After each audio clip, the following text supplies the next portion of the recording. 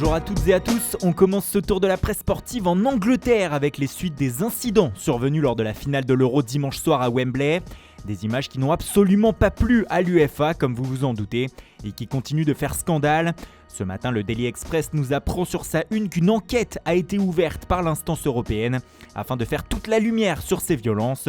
Cela pourrait avoir de graves conséquences pour la fédération anglaise qui pourrait perdre la course à l'organisation de la Coupe du Monde 2030. Surtout, les prochains matchs des Three Lions pourraient se disputer à huis clos au mois de septembre. Cette violence a touché notamment un membre de la famille d'Harry Maguire dimanche soir.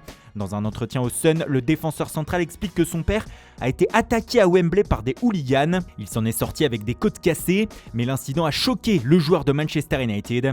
Enfin, un mot sur Marcus Rashford qui, après avoir été au centre de l'actualité suite aux insultes racistes dont il a été victime, il fait la une ce matin pour une blessure. L'attaquant anglais va se faire opérer de l'épaule comme le rapporte le Daily Telegraph et il devrait être absent jusqu'en octobre prochain. Gros coup dur pour le joueur de Manchester.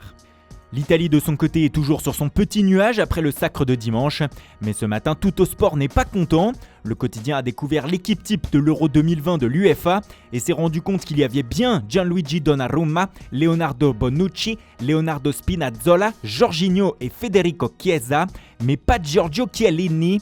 Un outrage au roi, s'emballe le média. C'est même lamentable, écrit le journal italien. Une petite polémique pour finir cet Euro. L'actualité en une de Tuttosport ce matin, c'est aussi le mercato du Paris Saint-Germain. Selon le média, le club parisien aurait fait une offre de 40 millions d'euros à l'AC Milan afin de recruter son défenseur latéral Théo Hernandez. Une somme refusée par les Milanais qui, eux, sont sur le point de recruter Fodé Ballo-Touré. Mais pour Théo, rien n'est terminé. L'actualité du PSG, c'est aussi la présentation hier de Sergio Ramos, le défenseur espagnol qui a accordé un entretien au journal L'Équipe dans lequel il clame son envie de voir rester Kylian Mbappé à Paris.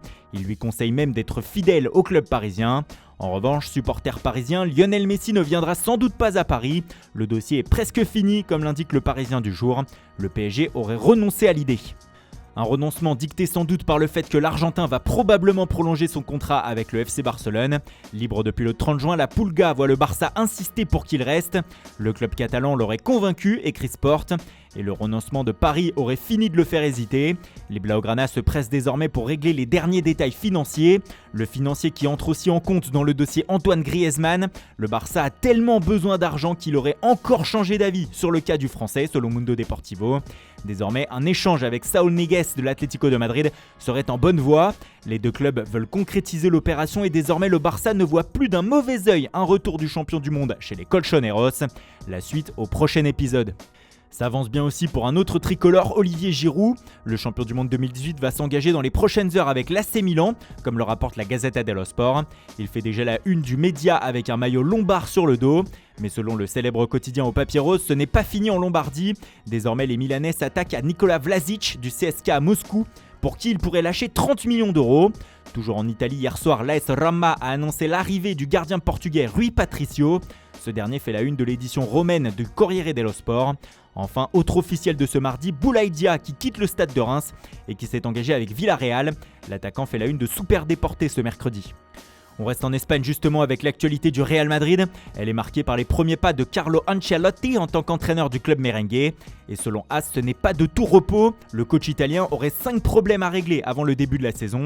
Déjà dans un premier temps, il doit déterminer le système de jeu dans lequel il souhaite évoluer cette saison. Puis il va devoir se pencher sur le poste préférentiel de David Alaba ou installer l'Autrichien. En défense centrale, sur le côté gauche, Ancelotti doit trancher. Il doit également gérer les futurs de Marcelo, Isco et Gareth Bale de retour de près de Tottenham. Resteront-ils une saison de plus avec l'Italien ? Réponse dans les prochaines semaines. Enfin, l'actualité du Real, c'est aussi cette polémique qui concerne le président du club, Florentino Pérez. Ces derniers jours, des enregistrements ont été divulgués dans la presse. Ils datent de 2006 et on entend dans ceux-ci Pérez dire très clairement qu'il pense que Iker Casillas et Raúl, deux légendes du club, sont des escroqueries et des arnaques. Scandale évidemment en Espagne. Cela fait par exemple la une de l'Esportiu qui décrit Pérez comme un broyeur de légendes. Le président madrilène est dans de sales draps. Et puis on termine cette revue de presse par la Coupe du Monde 2022 au Qatar. Oui, vous allez me dire, on a à peine fini l'Euro, c'est quoi ce cirque? Bah ouais, mais c'est dans 1 an et demi le mondial, et cela pose de grosses questions de calendrier car la compétition se déroulera en novembre et décembre 2022.